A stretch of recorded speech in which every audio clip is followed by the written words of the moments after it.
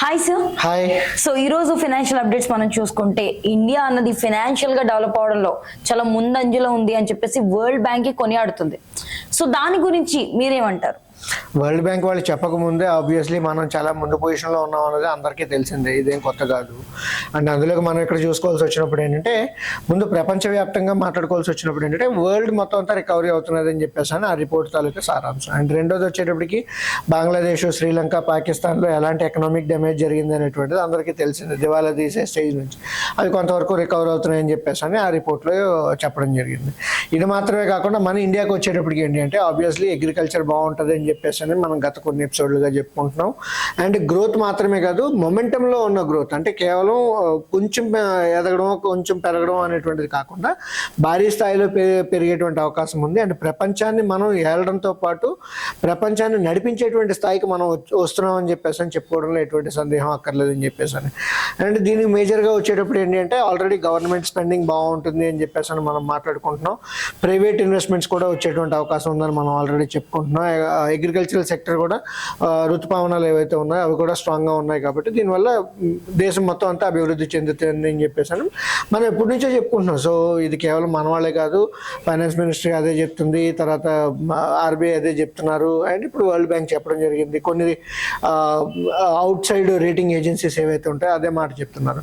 అది ఇక్కడ మేజర్గా కొంతవరకు రిస్క్లు ఉన్నటువంటి పారామీటర్, అంటే అంతా స్ట్రాంగ్గా ఉందా అనుకునేటప్పుడు ఏంటంటే కొంత రిస్క్ కీడించి మేలించాలి. కాబట్టి రిస్క్లు వచ్చేటప్పటికి ఏంటంటే జియోపొలిటికల్ టెన్షన్స్ ఏవైతే ఉన్నాయో, మిడిల్ ఈస్ట్లో ఉన్నది కావచ్చు, లేదంటే రష్యా ఉక్రెయిన్ కావచ్చు, అండ్ అందులోకి ఏంటంటే ఆల్మోస్ట్ 2/3 ఆఫ్ ది వరల్డ్కి ఏంటంటే ఎన్నికలు జరుగుతున్నాయి. సో ఎక్కడైనా గవర్నమెంట్లు మారేటువంటి అవకాశం ఉండేటప్పుడు ఏమవుతుంది అంటే కనుక అప్పుడు కొంత స్లో డౌన్ వచ్చేటువంటి అవకాశం ఉంటుంది. అంటే వేరే కంట్రీలకి జరిగే ఎలక్షన్స్ కూడా మన దాని మీద పడే ఇంపాక్ట్ ఉంటుందంట. ఆబ్వియస్లీ ఉంటుంది, ఎందుకంటే అక్కడ ప్రభుత్వాలు మారేటప్పుడు వాళ్ళతో ఉండేటువంటి దౌత్య సంబంధాలు మారడం కావచ్చు, వీటి వల్ల ఏంటంటే కొంతవరకు ఇంపాక్ట్ ఉండేటువంటి అవకాశం ఉంటుంది.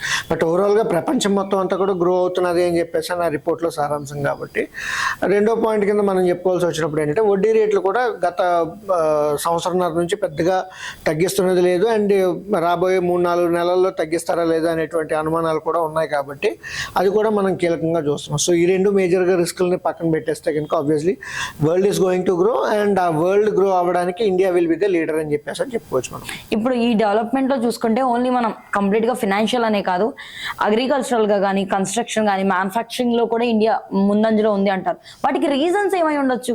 ఇప్పుడు సో ఆబ్వియస్లీ ఇందా మనం చెప్పుకున్నట్టు ఏంటంటే రాబోయే రోజుల్లో ప్రభుత్వం చేపట్టేటువంటి కార్యక్రమాలు కావచ్చు, 100 రోజుల్లో ఉండేటువంటి వాటి గురించి ఏవైతే ఉంటాయి వాటి వల్ల కూడా కొంతవరకు ఎకనామిక్ యాక్టివిటీ గ్రో అవుతుంది అని చెప్పేసి క్లియర్గా మనం చెప్పుకోవచ్చు అనమాట. సో డెవలప్మెంట్ అన్నది ఇండియాలో జరుగుతుంది. సో ఇండియాలో డెవలప్మెంట్ అనేది వేరే కంట్రీస్కి ఏమైనా ఇంపాక్ట్ చూపిస్తుంది అంటారా?